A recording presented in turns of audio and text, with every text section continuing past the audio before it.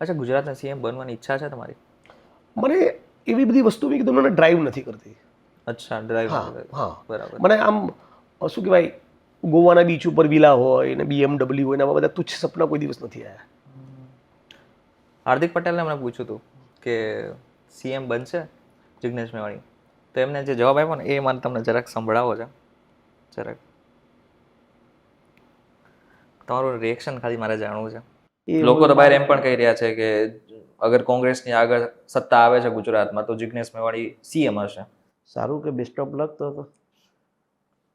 તો ચલો, એ માને થેન્ક યુ. હજુ અમારા 25-30 વર્ષ તો ચિંતા જ નથી હવે. સારું, બેસ્ટ ઓફ લક કીધું તો એને એપ્રિશિએટ કરું છું.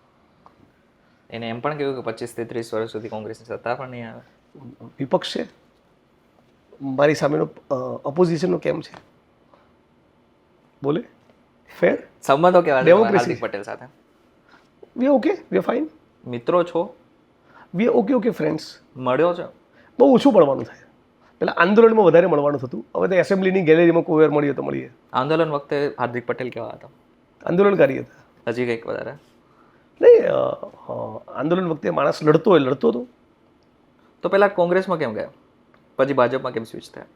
હવે તો એનો જવાબ તો હું કઈ રીતે આપું? એમણે તમારે પૂછવું જોઈએ. આટલું સરસ પોડકાસ્ટ કર્યું છે. 100% એને બી પૂછ્યું હતું, બટ મારી એકચ્યુઅલી ગટ ફિલિંગ એવી છે કે એક મિનિટ માફ કરજો, અટકાવીશ તમને. એમને જયારે પૂછ્યું ને ત્યારે એમનો સીધો જવાબ હતો કે કોંગ્રેસમાં એવું કંઈ લાગ્યું નહોતું અને અમે પહેલાથી ભાજપના જ હતા, એટલા માટે થઈને ફરી એકવાર ભાજપમાં ગયા. બસ, તો જવાબ મળી ગયો તમને. તો કોંગ્રેસમાં કંઈ નથી એવું તમે માનો છો? એ તો એમનો ઓપિનિયન છે. બરાબર. સીએમ ભૂપેન્દ્ર પટેલ અત્યારના મુખ્યમંત્રી છે.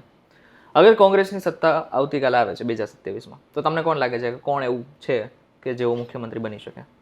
યાર, એવું કોઈ એક નામ આપું તો 2-4 જણાને ના ગમે. બહુ સિમ્પલ કોઈ એવું તો ફંડામેન્ટલ હોય ને કે જેમ લાગે કે હા આ લીડરશિપ બહુ જ સારી રીતના કરી શકે છે. હું એકચ્યુઅલી એવું એક નામ નહીં આપું. 5 આપી દો. તો જે નામ આપે બધા ફરીથી એકવાર. વીટીવી નો હેડ કોણ બનશે આવનારા દિવસોમાં? થોડો એના જેવો સવાલ છે. મને તમે આમ કાન તો નથી જ પકડતા, આમ ફરાવીને કાન પકડાવો છો અમને. ના, એવું કંઈ નથી.